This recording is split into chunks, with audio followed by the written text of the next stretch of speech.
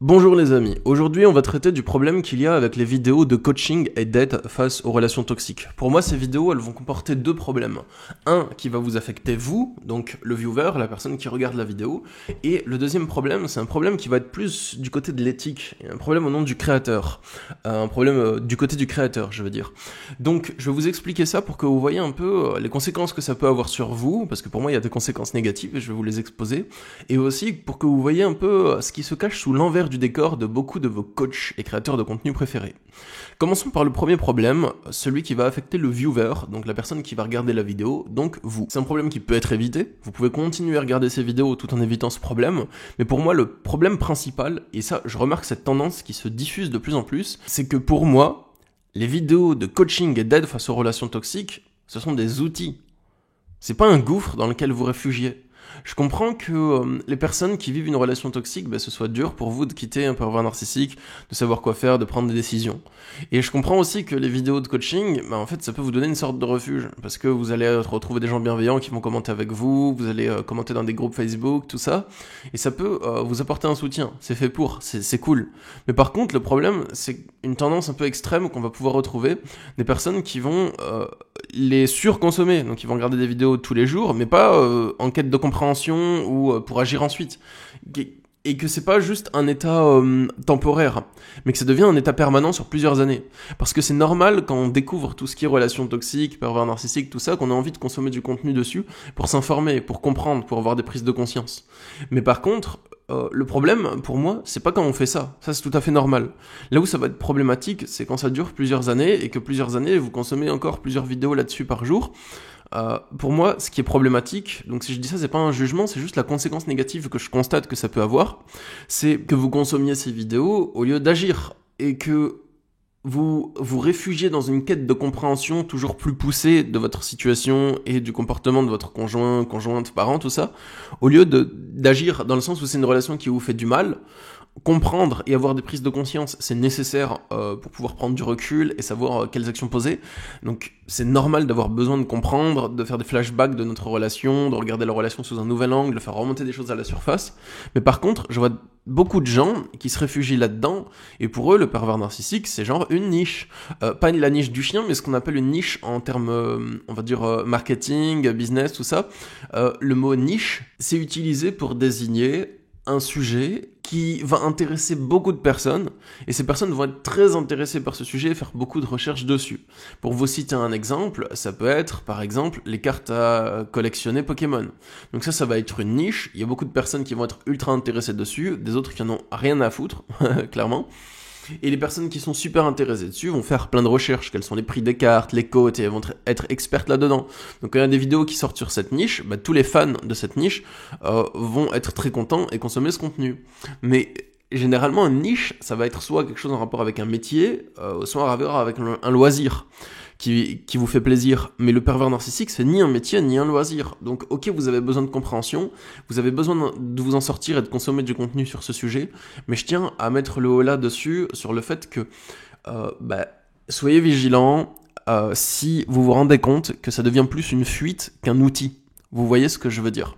Que vous consommez ce contenu pour fuir votre réalité qui vous fait souffrir, pour ne pas avoir à prendre des décisions, et que vous vous réfugiez dedans plutôt que d'utiliser les outils qui sont donnés dans ces vidéos. Après, vous faites comme vous le sentez, c'est pas un jugement que je porte, mais peut-être quelque chose qui peut peut-être vous aider à avoir un déclic, ou qui peut peut-être vous aider à être vigilant, à vous avertir là-dessus. Le pervers narcissique, c'est pas un animal de compagnie, parce qu'il y a beaucoup de gens sur les groupes, je sais, il y a beaucoup de gens qui, sur les groupes, ils disent « Mon PN, il m'a fait ça, mon PN revient à la charge ». Et pour vous, ça devient comme normal, comme si c'était « Ouais, genre, mon PN, il va revenir, c'est normal, mon PN, il est comme ça, oh là là ». Et non, c'est pas un chien, d'accord, c'est pas un forum de fans de caniche, d'accord, c'est un être dangereux qui veut votre mal et qui veut vous détruire psychologiquement. Donc c'est important de remettre les choses dans leur contexte. Le pervers narcissique, c'est pas un sujet fun, voilà. Et après, je peux mettre de l'humour dedans dans mes vidéos des fois quand je traite pour éluder le sujet. Mais par contre, ça reste un sujet sérieux et voilà ce que j'avais à vous dire dessus. Donc Je vous encourage surtout à poser des actions. Si c'est dur de rompre une relation toxique du premier coup, bah c'est normal, mais à poser des actions pour vous affranchir de certains blocages, pour dépasser la culpabilité, pour faire des choses que vous ne faisiez pas avant, pour essayer de mettre moins de cette relation toxique dans votre vie, d'essayer d'éluder progressivement la relation en fait, de faire en sorte que la relation toxique ait de moins en moins de présence dans votre vie. Donc si c'est dur de couper les ponts, vous pouvez ne pas couper les ponts, mais commencer à mettre autre chose que cette relation dans votre vie, à faire plus de choses pour vous, à laisser moins de place à la relation que vous avez avec cette personne. Et comme ça, vous pourrez vous en sortir. Agir petit à petit, c'est bien aussi. Vous n'êtes pas obligé de rompre d'un coup, sinon ça veut dire que vous échouez à votre mission, quelque chose du style. Voilà, vous pouvez faire comme vous le sentez à votre rythme. Maintenant, on va passer au deuxième problème. C'est le problème du côté des créateurs de contenu. Donc, je suis un créateur de contenu ou des autres coachs qui vont vous partager des vidéos d'aide face aux pervers narcissiques. Donc, le problème, c'est le suivant. Donc là, je vais vous dévoiler un peu de l'envers du décor et vous verrez que c'est pas si joli que ça. Hein. C'est pas parce qu'un coach il va vous donner des conseils sur les pervers narcissiques que ça veut dire que c'est quelqu'un de bien. C'est pas parce qu'un coach il va vous aider à combattre les méchants que ça veut dire que c'est un héros, d'accord donc, ce que j'ai remarqué, c'est que justement, pour faire le lien avec le problème précédent, les vidéos d'aide face aux relations toxiques, c'est des vidéos qui vont constituer justement une niche. Donc il y a plein de gens qui vont être à fond dessus. Donc c'est des vidéos qui marchent, qui font beaucoup de vues, qui font beaucoup de clics, qui font beaucoup de recherches. Donc c'est un sujet, pour les créateurs de contenu qui ont un contenu à vendre derrière, qui va être répertorié comme un sujet rentable.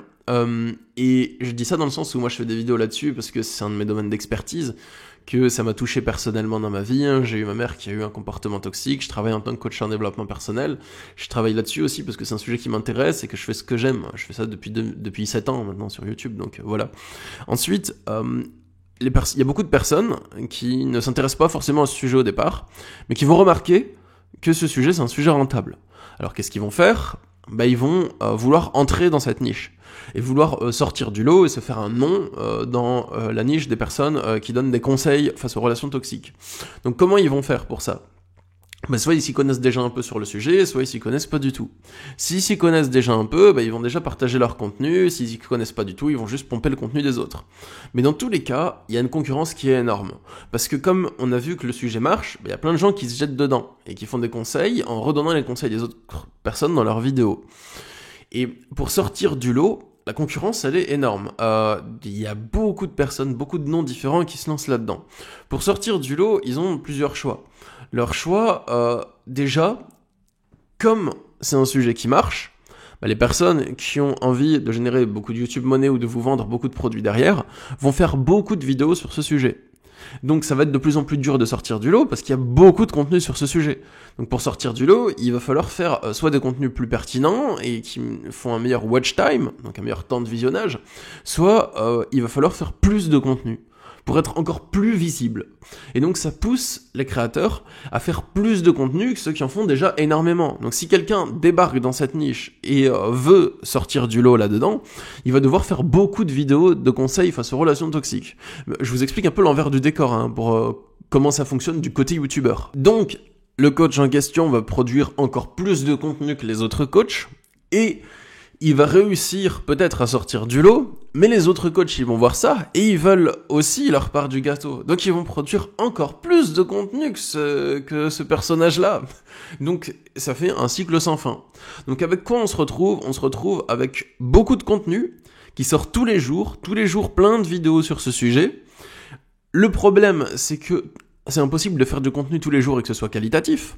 Donc soit les personnes se répètent et disent de la merde et recyclent leur sujet juste pour être présents sur la toile tous les jours, voilà. Parce qu'on peut pas innover en parlant du même sujet tous les jours pendant 10 à 15 minutes. C'est impossible. On ne peut pas innover là-dessus. C'est pas possible d'innover à chaque fois, en fait. Donc on peut innover de temps en temps, mais on peut pas innover à chaque fois. Donc les coachs vont se répéter, faire du contenu de faible qualité qui va surcharger la toile, mais ça va passer tous les jours. Et comme vous, les personnes qui veulent des conseils face aux relations toxiques, j'ai remarqué vous aimez du contenu de qualité, mais même quand c'est pas trop qualitatif, tant que ça vous donne des conseils, c'est cool. C'est moins exigeant que la niche divertissement, où on va vouloir des vidéos de qualité bien montées, tout ça. Donc, il y a plein de contenus qui inondent la toile, des personnes qui se lancent dedans en voyant que c'est rentable, mais qui n'ont pas forcément de conseils ou d'expertise, donc qui vous disent encore une fois à peu près n'importe quoi, des conseils qui vous aident pas forcément. Il y a des coachs qui profitent du fait que beaucoup de personnes se réfugient dans cette niche, comme on a dit précédemment. Beaucoup de personnes n'appliquent pas forcément les conseils, mais voient ça comme un refuge pour procrastiner la rupture de la relation toxique. Donc il y a plein de conseils qui profitent, plein de coachs qui profitent de ça et qui entretiennent ça, qui vont vous développer des théories de plus en plus farfelues sur les pervers narcissiques, et que ça continue, parce que vous regardez leurs vidéos, donc ça leur fait des vues, donc vous achetez leur coaching, donc vous leur générez de la YouTube monnaie, et ça s'entretient, et ils entretiennent un cycle, parler du pervers narcissique tous les jours, ça leur fait des vues, vous restez bloqué dedans, et voilà. Pour le créateur, ça va générer un problème, parce que le créateur de contenu, donc le coach qui produit ses vidéos, soit il fait partie du profil 1, soit il fait partie du profil 2. Le profil 1, ça va être le requin, donc c'est le coach qui bombarde de contenu tous les jours, mais au bout d'un moment, le requin, il rencontre un problème. Son problème au requin, c'est que il a plus rien à dire, parce qu'il a déjà tout dit, et qu'il répète. Et donc, qu'est-ce qu'il va faire pour se renouveler? Il va pomper le contenu des créateurs originaux. Et il va farfouiller sur les chaînes de coaching d'aide face aux relations toxiques qui sont moins connues. Et donc, le requin, il va farfouiller là-dessus, et il va recycler le contenu des autres, et redonner le contenu des autres sur sa chaîne en faisant croire que c'est le sien. Et vous regardez, vous ne savez pas tout ce qui se passe derrière, bien entendu, parce que personne ne vous le dit. Donc, vous vous laissez porter parce que vous voyez, ce qui est totalement normal de votre côté.